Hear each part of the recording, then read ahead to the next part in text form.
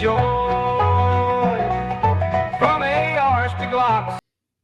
Hey kids, it's us again. Welcome to the Gun Cranks. I'm Guns Magazine editor Brent Weed, along with American Handgunner editor Tom McHale and Roy. Oh, wait, that's not Roy.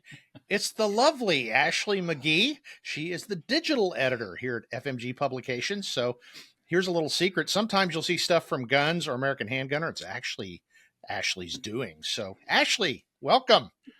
Hello. Don't tell my secret. Roy's lovely too, though. He is. He's a lovely man. So we were actually in a meeting yesterday, and of course the meeting broke down into just talk, and we were discussing this massive Hurricane Helene or Helene or however you want to say it, and it's at the rate things are going, it may be one of the worst storms in U.S. history. Bad enough on the Gulf Coast, and then it got to my old stomping grounds in East Tennessee and West North Carolina, and pretty much destroyed everything, even the stuff that was nailed down. So where the genesis of this episode started was Ashley was talking about some of the folks in their area in South Carolina are still without power, and maybe for a long time. So she's got friends going, hey, you know, all that prepping stuff you talk about, what do you recommend? So we thought, it's the middle of hurricane season, and actually that talk degenerated into show and tell. So I said, stop, let's do this on Gun Cranks. So here we are. So anyway, that's the idea behind this is we're going to talk about a few of our things that we like and use every day and are prepared for, so that when our friends call and say, hey, we don't have any lights, we go, wah.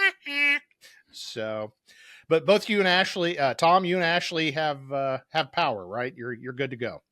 Yeah. Yeah. Good. Ours flickered for a little bit overnight, but we never lost it completely. Thank goodness. Well, it's pretty amazing. Obviously, I've said before, I'm in Indiana, and we've still got folks without power in Indiana. So this applies to basically a large swath of the entire eastern United States. Yeah. I didn't know it reached that far. I know that western, north, everything was, the really bad stuff was, a couple hours west of us and on. Yeah. I didn't realize it impacted. Yeah, that's what was amazing is on the news this morning, and we're recording this on Tuesday morning. People are still complaining here, especially in southern Indiana, that they're without power. So that would be a bigger story aside from the poor folks who have basically had a bomb dropped on them. I think the North Carolina governor put it best. That was a 250-mile wide tornado, and that's exactly what it looks like. So, well, the massive flooding. I mean, what shocked me was the damage in the mountain areas. Mm-hmm. Yep. Just the washout. Roads are gone, and we're not talking, it'll be fixed next week. We're talking a year. Yeah. I mean, entire downtown. Lots and lots and lots of houses, businesses, buildings are done for years. I mean, and listening to a lot of folks talking to the news media down there, they all said, we knew we were going to have floods and we knew we were going to have a lot of rain, and that brings the possibility of mudslides, but this turned it up to 15. And it is amazing. Like I said, I've spent a lot of time down in that area, and some of the places that I know seeing are just literally gone, washed away, because a lot of those towns and villages, of course, are down in the bottomlands where all the rivers and creeks are, and you get 20 some inches of rain. That's the bad thing. Listening to those folks, some of them were prepared, but you can't prepare when your house, not even the foundation is there. It's just a gravel field now. So. Well, and you can't prepare if you're on vacation in the mountains because, it was September. Lots of folks were heading to the mountains for fall vacations to check out the leaves and go hiking and whatnot, and then found themselves stranded. And I saw some were having to get, airlifted and rescued by helicopters to get out because the single road up to wherever, vacation property they were staying completely washed out and they were stuck. And your car's there for the next year. Mm-hmm. Yeah. I mean, we have friends who have mountain places up there, and one of them went up yesterday and had to hike, basically miles in because the road is just we're talking mountain road, not Yeah. pothole repair. We're Yeah. talking major work to get that Yeah. road open again. I So say, there was a everybody who ton of lives past rain. that is. There was a ton of rain in the days leading up to the actual Right. hurricane reaching that area, which I don't think a lot of folks realize is there was already flooding starting before the hurricane actually arrived. And then that Yep. just sealed the deal. Yeah, that's what. Can you imagine, like Tom, you were just talking about people trying to get to their property, and it's like, didn't there used to be a road here? Mhm. It's just gone. It's yeah. Where do you begin patching when there's no road bed to start with? So, Yep. but anyway, we're so our thoughts are with those folks, and bad deal. Make sure if you're not affected that you donate to appropriate charities and do what you can, and hopefully those folks will get back on their feet sooner rather than later. But it's going to be a long slog. But let's talk about the future, because this is kind of a negative, but I prefer it's a stoic philosophy of there's going to be a next time. There Yep. just is. So that's what we're going to talk about today. So who wants to start? We had this great rap session yesterday. Everybody's like, oh, wait, I've got this. And oh, no, I've got these and I've got those. And we started pulling stuff out, and then I started doing the same today. So we've got all kinds of toys and surprises to talk about. So these are recommendations for, we're not going to cover the whole gamut. Yeah, it's the ocean, but I thought power is just basic power for a little bit of light and, strangely, a little bit of communication. Yep. Which, just a quick side note here, I've been kind of digging into the new, those of you iPhone users, iOS 18 has got an emergency satellite communication mode. Yep. And I guess I was reading a fascinating article last night. A lot of people did a big last minute push before the storm to get the word out. Upgrade your software, upgrade your software, upgrade your software, because there are still many, many hundreds of people who no one knows where they are, if they're alive or dead, because of no communications. But this is one way to get the message out, with nothing more than line of sight to the sky. So if you can power this, you've got a little bit of a lifeline. Well, what originally started our conversation yesterday was when we were talking about cell phones in areas where the towers weren't destroyed. But like Tom said, you can even connect with satellite. But if you don't have any power, I've got a certain significant other who never has her phone charged, and sometimes it goes dead at the worst possible time. So we were talking about our favorite power bricks, and this is mine. I did a bunch of research. I just bought it about 6 months ago. It's an OtterBox brand, and they did not send this to me. I purchased it with my own hard-earned money, and I got to say, I've used it now to charge my laptop, phone multiple times. It's no bigger than any of the other kind of medium-sized power bricks, but so far it has been head and shoulders among the other power bricks, because I've got a number of them and I've been underwhelmed. This one gets my 2 thumbs up. So OtterBox. So that's kind of my big one. That thing stays with me all the time, whether I'm traveling, I'm at home. I use it for all kinds of stuff to keep it exercised, because batteries like to be used. So that's my number one tip of the day. Ashley? I actually added that to my Amazon cart after you showed it to me yesterday, Brent. I haven't hit the checkout button yet, but you may have influenced me. I tend to lean toward the Anchor. You can go ahead. You can do it now. We'll wait. Yeah, I haven't tried the OtterBox power banks yet, but you might have convinced me. I was recently influenced, however, by Tom McHale with this Sunny. I am an influencer. Brand. I was on Influencers Gone Wild the other day on Instagram.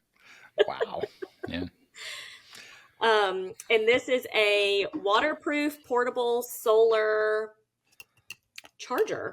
It is only USB-A, so you're going to need a converter if you've got devices that have all switched over to USB-C.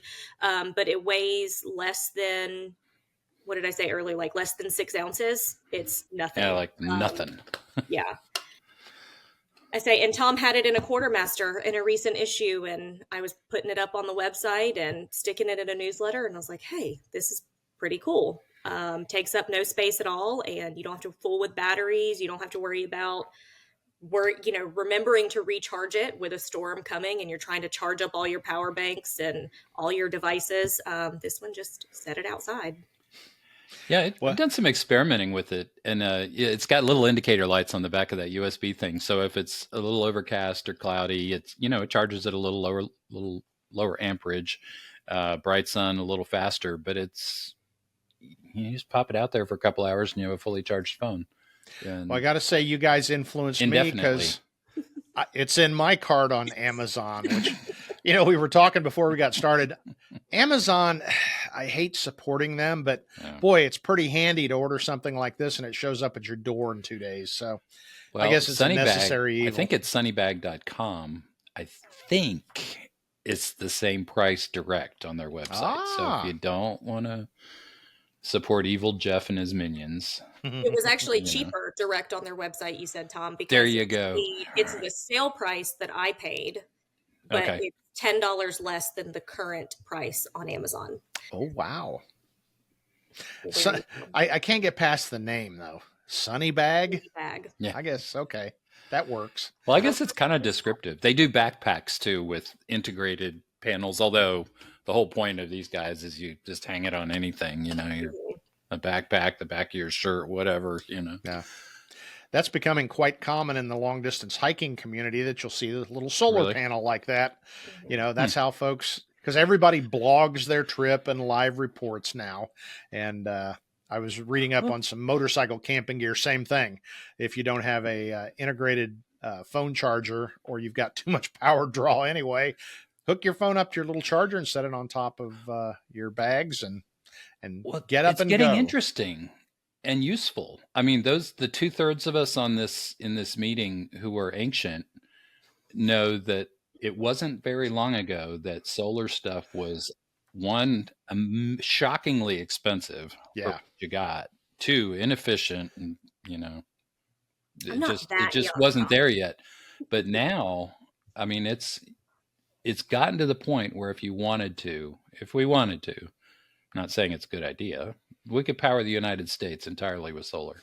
Now, of course, West Virginia, you would have to give up your property. Yeah. That's about the acreage we need. So, but the technology is just, it's pretty amazing. Amazing now. And, there are bigger panels, such as these that this thing unfolds quite a bit, folds in pretty small, and I'm not sure what the rating is, but it would power a couple of phones, charge a couple of phones, and maybe keep your laptop going if you had a nice sunny day. So lights.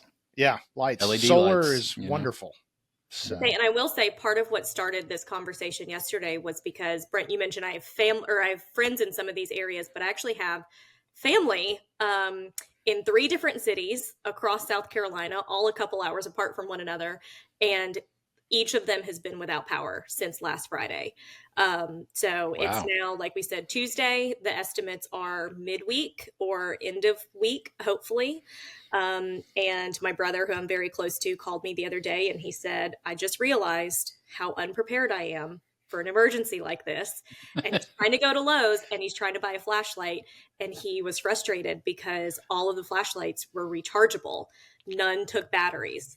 And he was like, well, what good does that do me when I don't have any power? So something like one of these little solar panels would be very helpful in that kind of forever situation.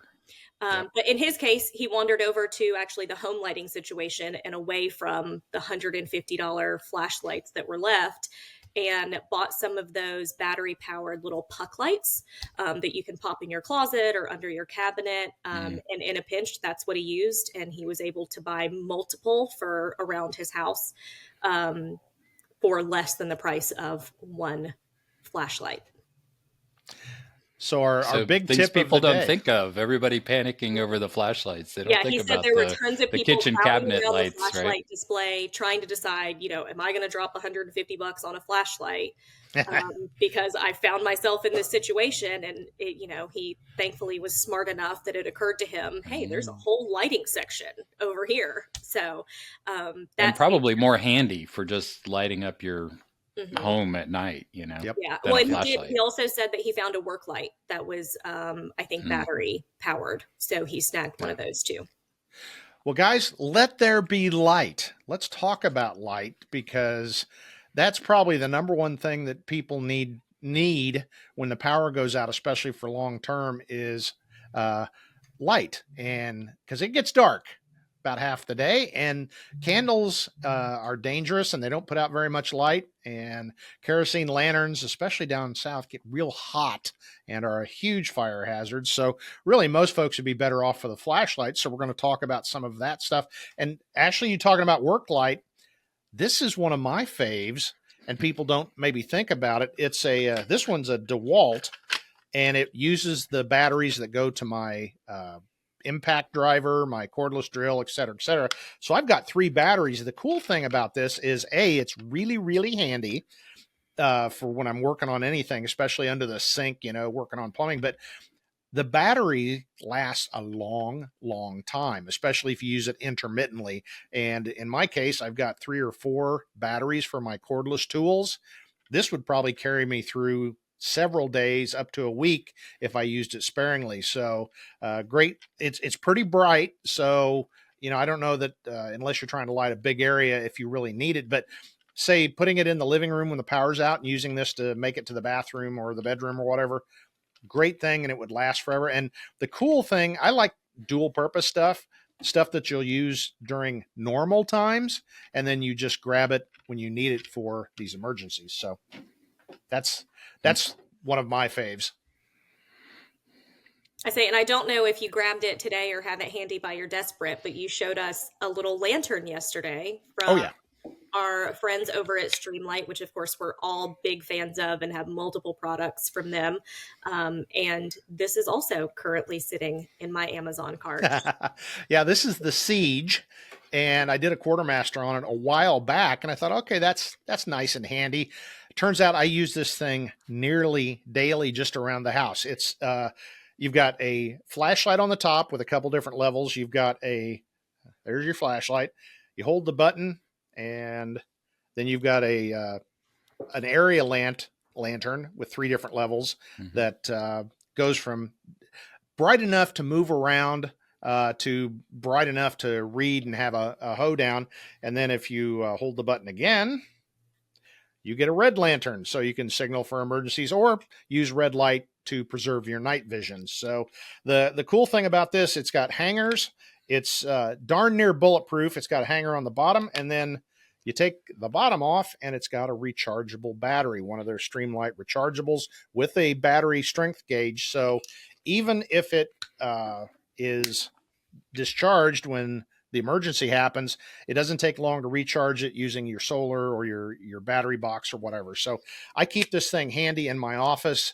We have had a couple of power outages, and I just grabbed this, and this serves me nicely for a lot of different uses. And again, it's multi-purpose because I take it camping. I take it anytime I go outdoors and need area light. So that is the Siege. And I haven't looked. I assume they still make it. It was one of their most popular models, but big fan of that from Streamlight. I think that one, when I was looking for it, was the Siege X, which was the smallest size. And there's actually, I think, 3 sizes larger than that one. Yeah, I was debating which size I needed.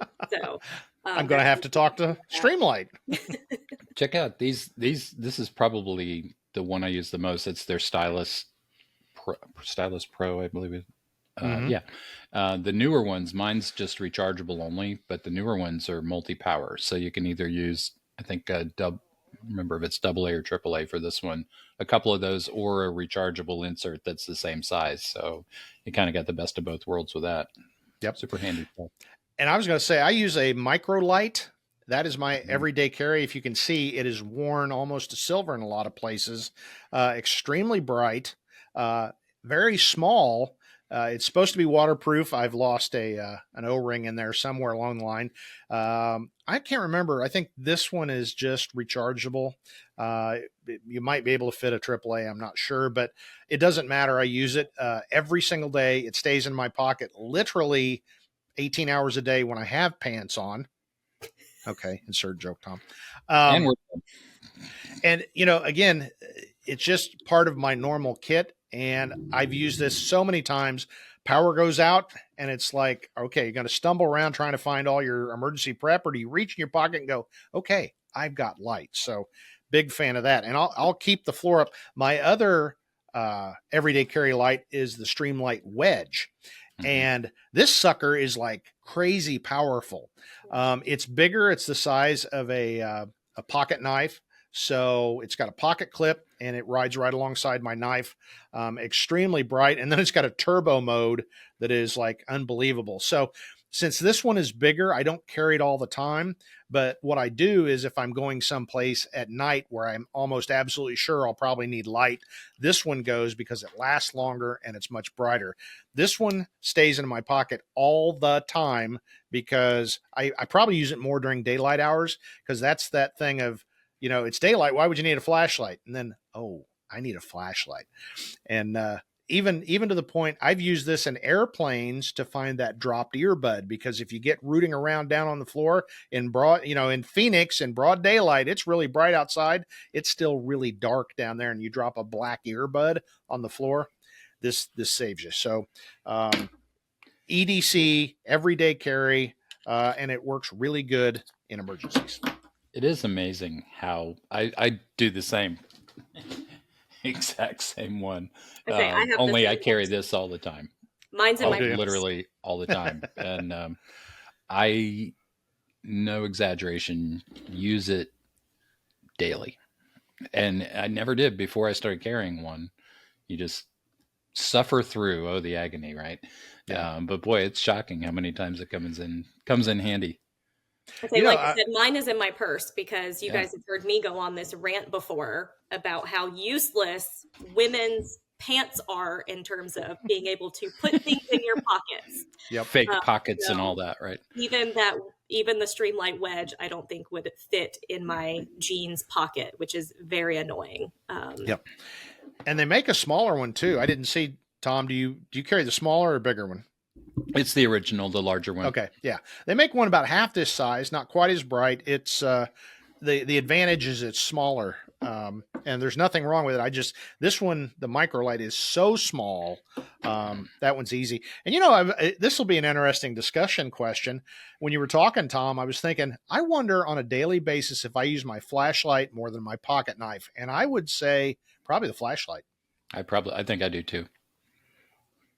Yeah, everybody wants to carry a knife, right? But it's when somebody whips out their flashlight, I know you're a brother. You're prepared. I say, and Tom made a little dig about my age earlier, but I am old school. That was the opposite. Thank you. You're welcome. And I keep a mag light in my car, and I didn't grab it out. I've shared that in a video before, but it's not quite the baseball bat size that my dad used to keep under the cab of his pickup truck. But it is, I don't know, it's sizable, and you load it up with the D batteries, and it doubles as a self-defense tool. Does it have any dents in it that kind of have this sort of shape, like right about here? Don't ask, don't tell, Tom. I will say my Maglite D-cell, those are not teeth marks. They may look like it, but they are not. So I say, but that lives in my car all the time underneath my driver's seat. Yep. Another thing that I think is vital, and this one's more for an emergency thing, but again, I use it camping and outdoors, is a headlamp. And this one is not Streamlight. It is a Cyclops. But this one they sent for testing, and I turned out I love it. It's got a couple of features. It's got multicolor lenses. You can do blue, red, et cetera, and it'll flash. Everything's got a flash now for emergencies. But it's very bright white light. And the other thing I like for emergencies is it's dual fuel. I can open it up here, and it's got a real strong NiCad battery pack. I don't know if I showed it on camera good enough.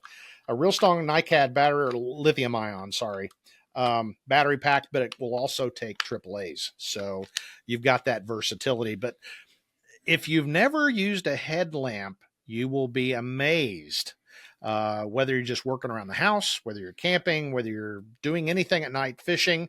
And when the power goes out, these things are the bomb because your hands are free. Now you've got two independent, meat hooks and opposable thumbs and all that. So I say that's I one of use those. one when I hunt, climbing in and out of the deer stand, and Yep. it's been a huge help. I wear mine all day just in case I need it. I knew he was going to Gotta say stay that. prepared. Yeah. Why don't you have it on now, Tom? Well, TV. It would compete with his influencer ring light. This is true. Okay, I've got a ring light too, but that's why I don't wear my glasses on camera. Now we're All right. now we're behind the scenes again. Since we're on lights, kind of ran across this one at Chacho. Wagon Tech, WAGAN, wagon. I don't know. It's kind of car optimized, I would say, but it's a handy all around light. This one's going in my car pack, but LED flashlight and all that. But what's interesting, it's got an area light too, red for signaling. But the base, kind of this swiveling base, has got a magnetic bottom, so you can stick it on the hood, the trunk, the roof, whatever. If you're changing a tire or doing something, or just want a light to let people know you're broken down on the side of the road. So fun stuff. I just thought of a quip regarding a magnetic bottom, but we'll not go there. You with a quip, Brent? We'll have to edit. So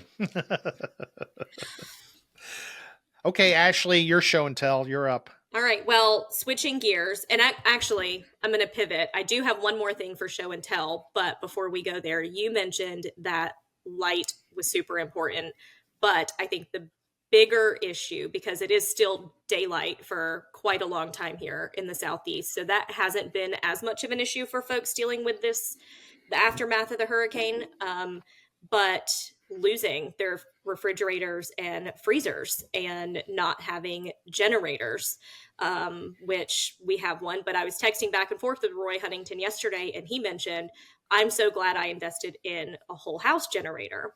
And we have looked into that. We looked into it a couple of years ago, being here not far from the coast, and couldn't quite make that investment at the time, but we did get a transfer switch put in so that we could hook our portable generator into the house and run what we need to. Excellent.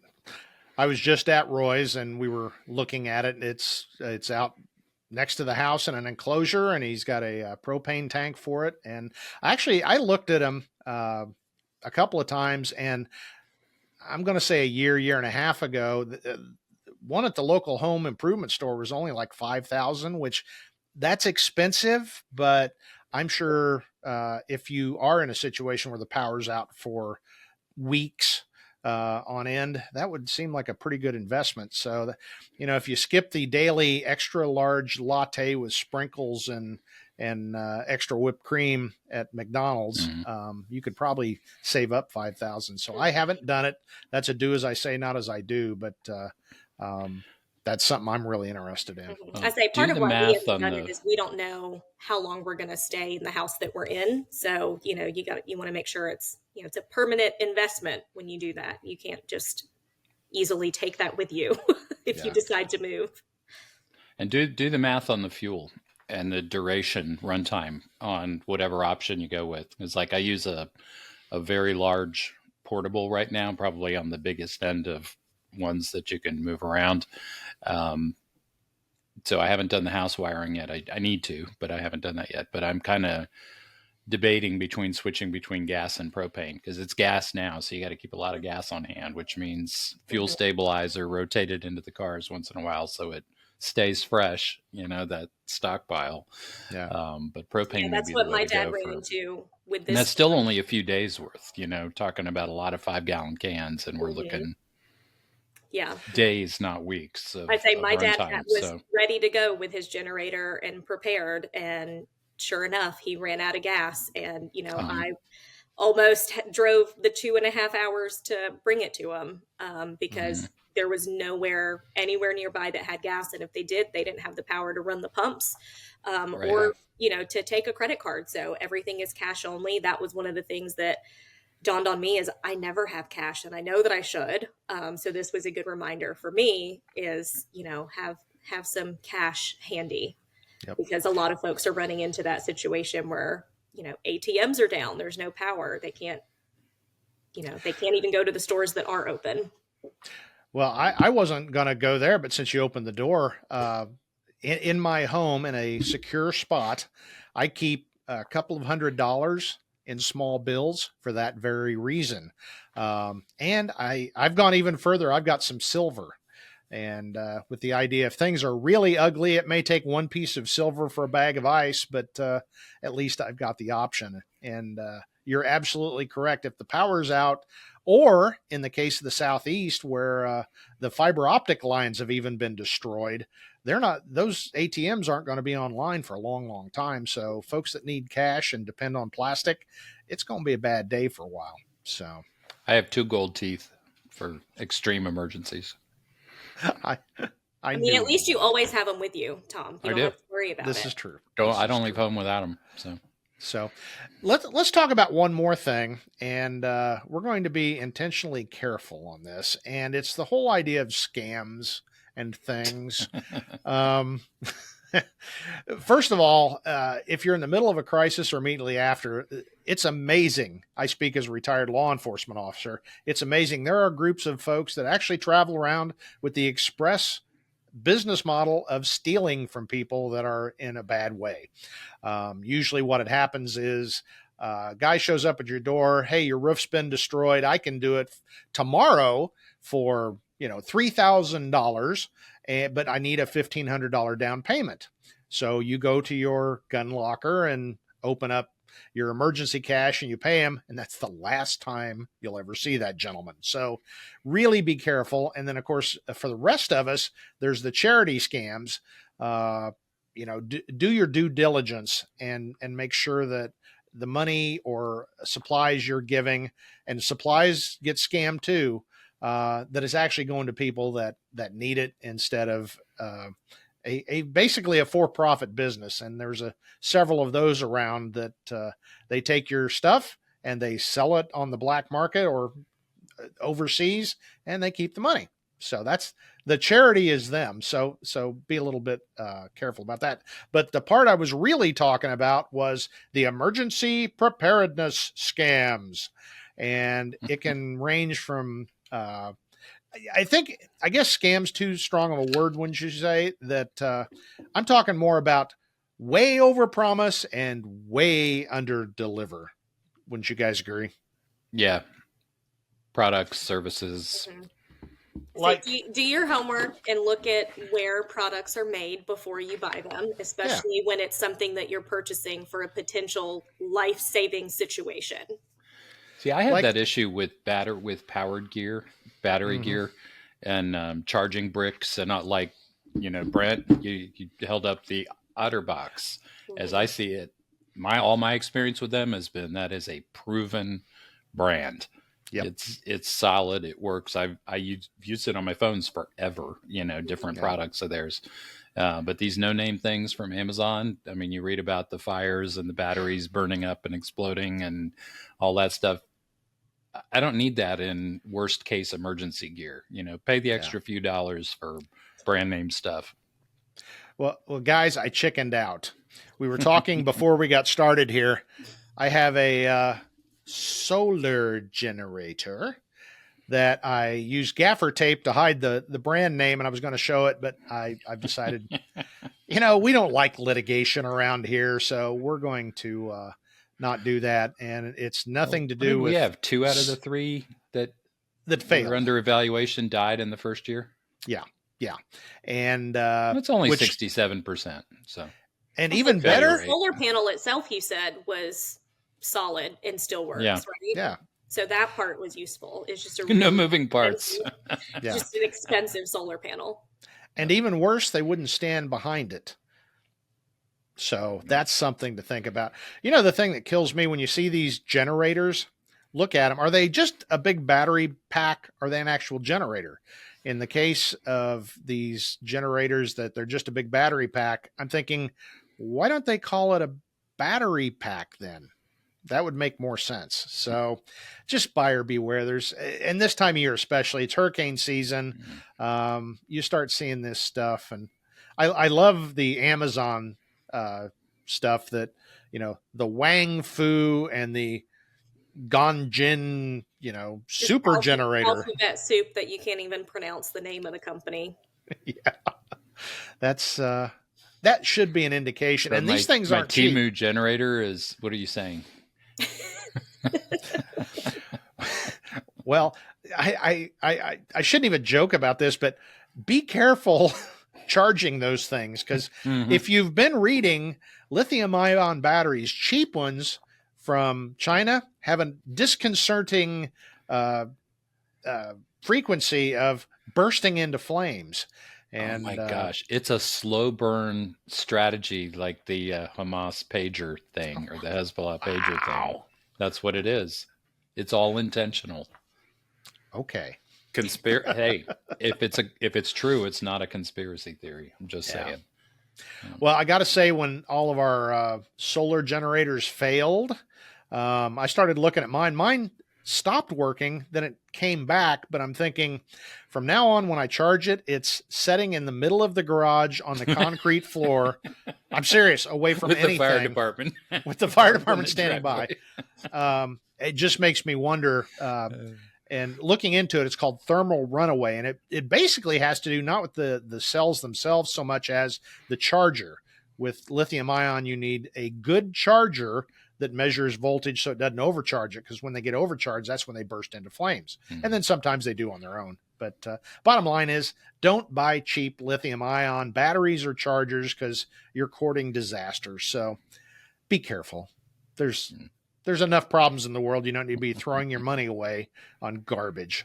So, well, shifting gears away from power a little bit, Brent, just to get you off of that soapbox.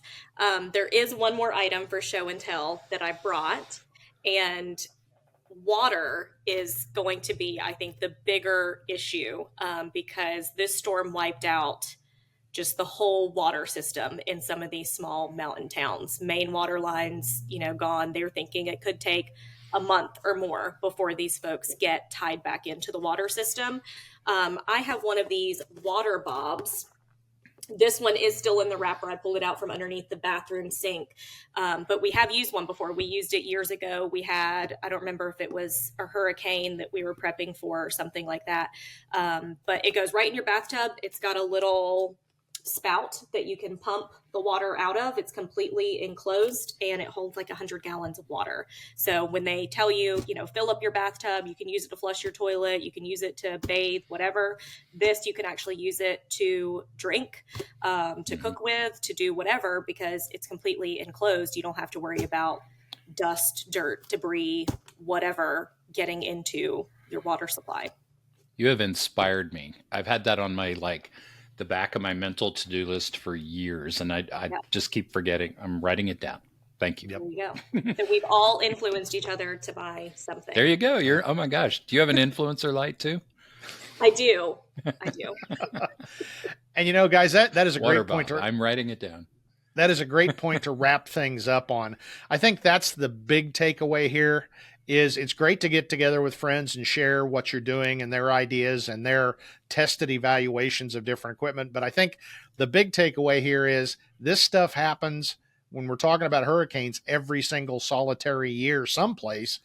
And right now, as motivated as everybody is to make their preps, we get into holiday season and hurricanes have kind of not become a thing anymore. It kind of falls by the wayside. So use this opportunity, look at the horrifying images and the problems that all these people are facing. Thank your lucky stars or your chosen deity that it's not you, and make a few of these preps. And that's part B, and something we've talked about here a lot is Tom and I actually had this discussion in depth yesterday. I'm not prepping for an EMP. I'm not prepping for nuclear war. Because frankly, if it gets to the point we have to manufacture our own insulin from sheep, I just don't know that I want to be part of that whole scene. Die gracefully. Yeah, just die gracefully. That's my plan. Scenario. Yeah. Yeah. But surviving something for a month or two, I'm all on board with that. And hopefully you should be too. And if you're one of those folks that's done nothing other than try to figure out how you'd get airline reservations, get a couple flashlights, get some water supplies, some cash. Think about this it's stuff. A start for a couple day thing. Power, it's a great start because the odds are you probably okay on food for a few days, right? Yeah. You get the water bob and 1 or 2 of those for the tubs, you're good to go for a while. And it's a peaceful feeling that when you think, oh my gosh, this is coming or this could happen. And then you think, yeah, I more or less got it under control. There's no perfect prepper.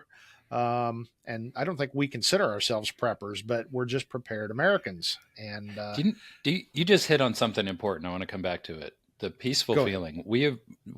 Our habits have ebbed and flowed a little bit. And if I get one of those water bob things, I'll worry about it less.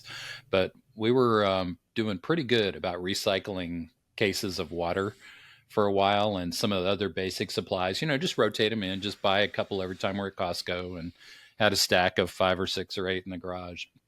And the feeling of when the storm warnings come and the news is freaking out and you're at home going, we don't need to go to the store. I got a bunch of batteries. I got a bunch of food. I got a 50-pound bag of rice. The propane's full. I'm fine. Avoiding the panic and the craziness and the, can't find anything anywhere.